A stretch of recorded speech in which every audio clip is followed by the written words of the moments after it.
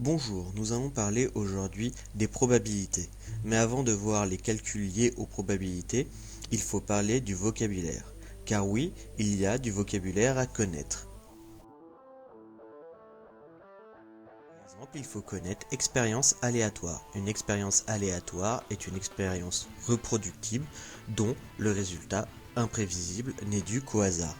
Nous avons par exemple l'exemple d'un lancer de pièces ou le tirage d'une carte dans un jeu de cartes. Il faut aussi connaître le terme issue. Une issue est l'un des résultats possibles d'une expérience. Si nous restons sur l'exemple de la pièce, les issues possibles sont de faire pile ou de faire face. Nous avons donc que deux issues possibles. Aussi connaître un événement. Un événement est constitué d'une ou plusieurs issues. Un événement élémentaire ne contient qu'une seule issue. Par exemple, dans notre lancer de pièces, si nous prenons l'issue de faire pile, alors cet événement n'est composé que d'une seule issue qui est de faire pile et qui a 50% de chance d'arriver si la pièce n'est pas truquée. La probabilité d'un événement grand A est notée P minuscule entre parenthèses grand A. Il faudra toujours le noter comme ça pour pas confondre les lettres. Mais on peut se demander comment calculer ce P de A. Pour calculer P de A, il faut faire le nombre de cas favorables à A sur le nombre de cas possibles. Si nous reprenons l'exemple de la pièce, le nombre de cas favorables à faire face est 1, car nous n'avons qu'une seule face sur la pièce. Et le nombre de cas possibles sont soit de faire face, soit de faire pile, donc nous avons deux cas possibles. Donc cela donne 1 sur 2. Et cela veut bien dire que nous avons 50%. Il faut cependant faire attention car P de A est toujours compris entre 0 et 1, ou entre 0% et 100%. Prenons l'exemple maintenant d'un lancer de dés.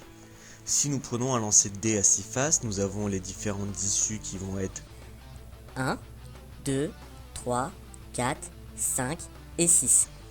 Chaque issue a une probabilité d'une chance sur 6 d'arriver parce que nous avons qu'une seule face sur 6 avec la bonne valeur escomptée. Donc cela veut dire que tous les événements ont la même probabilité, ont des probabilités identiques. Donc cela signifie que les événements sont équiprobables. Parlons des événements contraires. Un événement contraire est noté P de A bar et pour pouvoir calculer ce P de A bar, il faut faire 1 moins P de A. Donc c'est-à-dire 1 moins la probabilité de l'événement A. Donc si nous prenons comme événement A le fait de faire pile avec une pièce, alors l'événement A bar, donc l'événement contraire de A, sera le fait de faire face avec la pièce. Et nous pouvons bien voir que pour trouver la probabilité P de A bar, il faut bien faire 1 moins P de A. On va voir maintenant des nouveaux symboles, union et inter.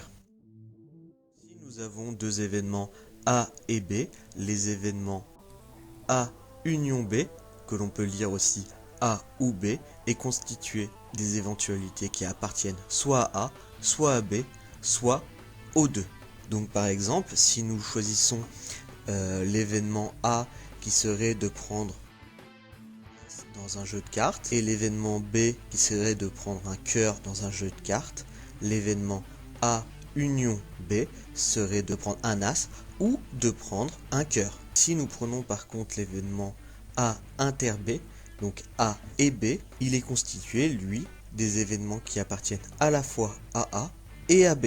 Donc c'est-à-dire que si nous reprenons encore une fois l'exemple où A serait le fait de tirer un as dans un jeu de cartes et B le fait de tirer un cœur dans un jeu de cartes, alors l'événement A inter B serait le fait de tirer l'as de cœur et que l'as de cœur dans tout ce jeu de cartes. On va pouvoir voir maintenant les arbres de probabilité. Les parties entourées en rouge sont des branches et dans chaque cercle rouge, il faut que la somme de ces branches soit égale à 1 ou à 100% selon l'arbre. Donc nous pouvons voir ici que 0,35 plus 0,25 plus 0,3 plus 0,1 est bien égal à 1. Et nous pouvons faire ça pour chacun des cercles. tracé en violet est un chemin. Et pour connaître la probabilité de ce chemin, il faut multiplier les probabilités qui se trouvent sur ce chemin. Donc si nous le faisons ici, nous allons donc obtenir la probabilité d'être post-bac et d'être demi-pensionnaire. Donc c'est-à-dire que là nous cherchons l'intersection. Donc il faut faire la probabilité d'être post-bac multipliée par la probabilité d'être demi-pensionnaire. Donc cela fait 0,1 fois 0,7, ce qui nous donne 0,07, ce qui donne aussi 7%. Par contre, la probabilité des demi-pensionnaires dans l'établissement, il faut additionner les probabilités de tous les chemins, c'est-à-dire du chemin violet que nous pouvons voir ici, du chemin bleu, du chemin orange, et pour finir, du chemin vert.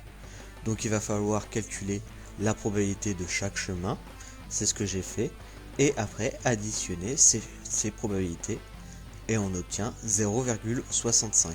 Il faut faire attention, il faut toujours obtenir un chiffre inférieur à 1 et supérieur à 0. Vous avez maintenant les bases pour pouvoir faire les exercices sur les probabilités, donc je vous dis bon courage.